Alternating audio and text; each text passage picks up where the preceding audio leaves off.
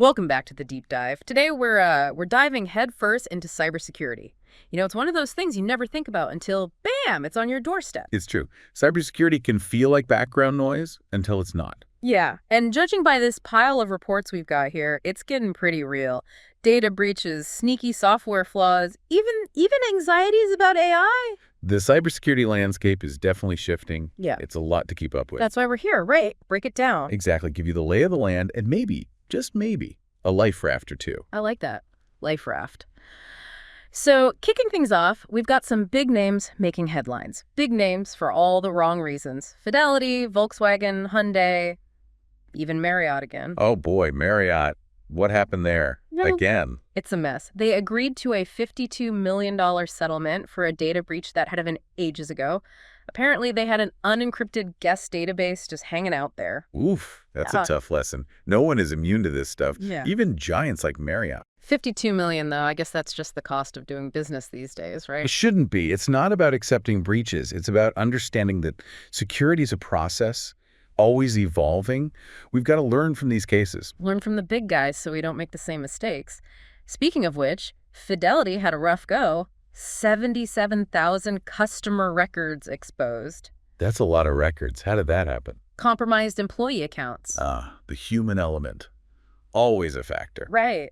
And then there's Volkswagen staring down the barrel of 8base. 8base, those guys are bad news. They're back. They're back. They even dumped some data online as proof. Classic 8base. Steal the data, hold it hostage, demand a ransom. It's a nasty 1-2 punch. So it's like getting robbed, and then the robber sends you the security footage with a price tag on it. Exactly.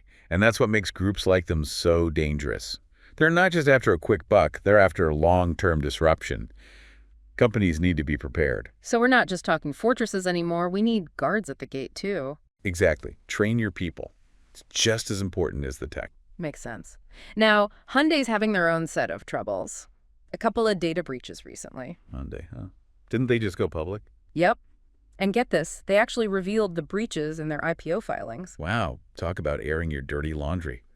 But you know what? At least they're being upfront about it, especially when trying to court investors. Honesty is the best policy, even when it comes to cybersecurity slip-ups, I guess. Right. But saying you've got vulnerabilities and fixing them, well, those are two very different things. So are they fixing them? What's Hyundai doing? They say they've upped their security game, running their own data center, multi-factor authentication, the whole 9 yards. It's pretty good. But, and this is a big but, they admit the risk of future breaches is still there. So it's like they're saying, we got a state-of-the-art security system, but no promises if someone leaves a window open. Sadly, yeah. And that's the reality for even the most tech-savvy companies out there. So if the big guys are struggling, what hope is there for the rest of us? It's not about being perfect. It's about being prepared and knowing where the weak points are. We're seeing educational institutions becoming big targets now. Universities? Really? Why them? I mean, they don't seem like they have that much valuable stuff compared to, a bank or government agency. You'd be surprised. Universities are sitting on a gold mine of data. We're talking financial records, cutting-edge research, student staff info. It's a cyber criminal's dream. So it's more than just those student loan databases. Way more. Intellectual property, groundbreaking research, sensitive data that could be used for identity theft. It's high stakes. Okay, so the stakes are high, but aren't universities known for being, well, pretty secure? Not always. Yeah. Outdated systems, bring your own device policies, those kinds of things make them easy targets. A perfect storm. Open and collaborative by nature, but that openness can be exploited. It's like they're saying, come on in, the knowledge is free. But it's the cyber criminals walking away with the goods. Precisely. And that's the thing, right? Staying ahead of the curve in cybersecurity. It's a full-time job for all of us. Speaking of staying ahead, there's this new Android malware we should warn folks about. Just another day at the office in the cyber world. Ah, yes. You're talking about Octo 2. Nasty piece of work. Disguises itself as those everyday apps, Yeah.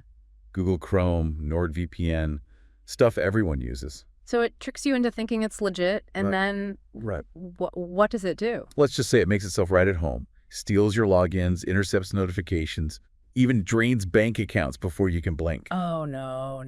That's brutal. And it can do all that because of that, what was it called, that algorithm? The one that helps it hide? The Dynamic Domain Generation Algorithm, the DGA. It's like a chameleon constantly changing his digital fingerprints. So how is anyone supposed to catch it if it keeps changing? That's the million-dollar question. Hmm. Most security software can't keep up. It's like trying to hit a moving target, except the target's also invisible. So besides living off the grid, what can people do to protect themselves? Be smart. Be vigilant. Think of it this way. You wouldn't get into a car with a stranger just because they slapped a taxi sign on it, right? Right. Same goes for apps. Double-check those downloads, even if they look familiar. Read the permissions. If something feels off, trust your gut. So common sense still goes a long way. What about those mobile security apps? Worth it? Think of a good mobile security app like that extra layer of protection. Your phone's personal bodyguard, always on the lookout. It could be the difference between a close call and, well, complete digital chaos. Okay, so no sketchy downloads, double check everything, and maybe get a bodyguard for your phone. Got it. But it feels like every time we get a handle on one thing, something new pops up. It's a constant arms race, no doubt. That's why staying informed is so crucial. Take these vulnerabilities we're seeing now. Big names, too. Fortinet, Palo Alto Networks, Cisco, even Foxit PDF reader. The PDF reader? Yeah. Seriously? Seriously. No one is immune. So what's the deal? Are these companies just making the same mistakes, or is it just a matter of time before someone finds a way in?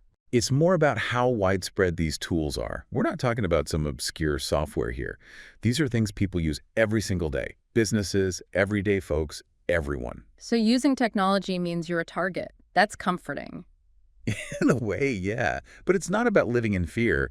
Most of these companies, they're on top of it, releasing patches, fixing things as they pop up. So the takeaway here is update, update, update. You got it. It sounds simple, and it can be annoying, right? Those update notifications. But those updates, they often contain crucial security fixes. It's like locking your front door. Easy to forget, but it can save you a lot of trouble. Oh, I'm so guilty of hitting remind me later. But it sounds like those reminders are worth paying attention to. 100%. Even with the best security in the world, all it takes is one tiny crack.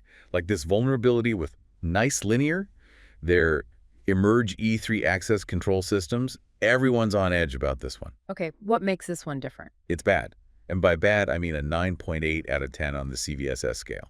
Attackers could potentially take over entire systems remotely. Remotely? Like from anywhere in the world? Potentially, yes. And we're not talking about just data here. These systems, they control access to physical spaces, office buildings, schools, hospitals, even government facilities. So data breaches are one thing, but this is next level. Exactly. It's not just information at risk, it's people's safety. And the worst part, there's no patch yet. So what are people supposed to do? Just wait and hope for the best? Not at all. While we wait for a patch, there are things organizations can do. Take affected devices offline, for starters. If that's not possible, then network segmentation is key. Network segmentation, that sounds complicated. It's about building a digital wall, isolating those vulnerable systems, so if someone does get in, the damage is limited. Like a digital quarantine zone. Keep the infected systems away from the healthy ones. Exactly. And, of course, limit access. Only those who absolutely need access should have it. Defense in depth. Don't rely on just one thing. Now, shifting gears a bit here, it's not just about breaches and vulnerabilities anymore. There's this whole other thing brewing. Artificial intelligence. AI. Okay, I'm listening. How does AI play into all of this? Well, think about it. AI is everywhere now, right? It's becoming more integrated into our digital lives every day. Which begs the question, what about our data?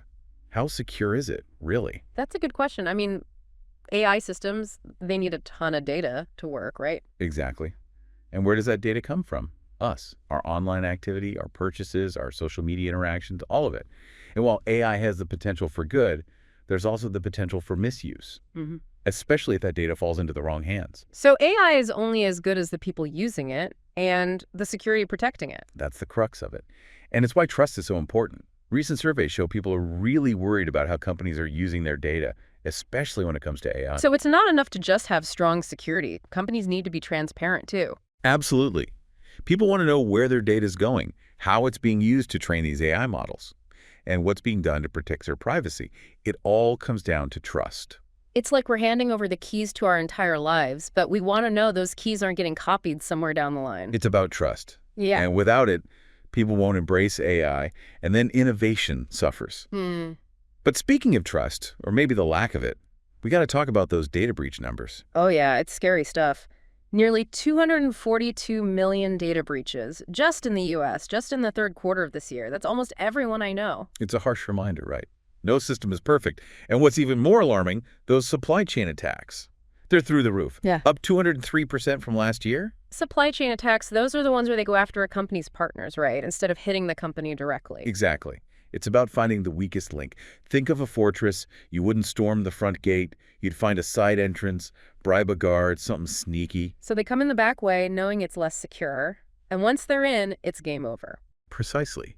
And the scary part, most organizations don't even know they've been compromised until it's too late. So it's not just about protecting yourself, it's about trusting your partners too. 100%. Ooh. Your security is only as good as your weakest link.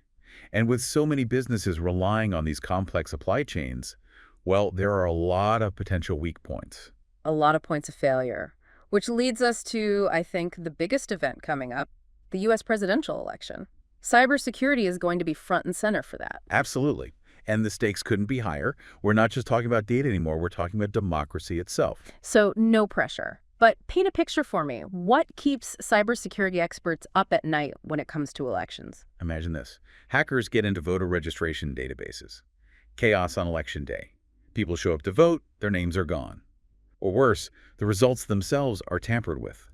Doubt about the entire election process. That's chilling. And then there are those deepfakes. Could those be used to spread misinformation, influence voters? Absolutely. Deepfakes are getting so real, it's hard to tell what's true anymore. Imagine a video of a candidate saying something outrageous. Even if it's debunked later, the damage is done. Yeah, it's like trying to put toothpaste back in the tube. Once that's out there, it's out there. So what can we do? What are the safeguards here? It takes a village, right? Governments need strong cybersecurity measures to protect those systems. And we need to be ready to counter disinformation. And what about us, regular folks? What can we do? Be careful what you believe, especially online. Don't just accept everything you see. Check the source, be wary of anything sensational, and think twice before you share something. Fact check before you share. Good advice in general, but even more so during an election. Yeah, got it. And at the end of the day, cybersecurity, it's not just about governments and big corporations. It's about all of us taking responsibility. So what does this all mean for you, our listeners? Well, it means we're all in this together. Cybersecurity is everyone's problem.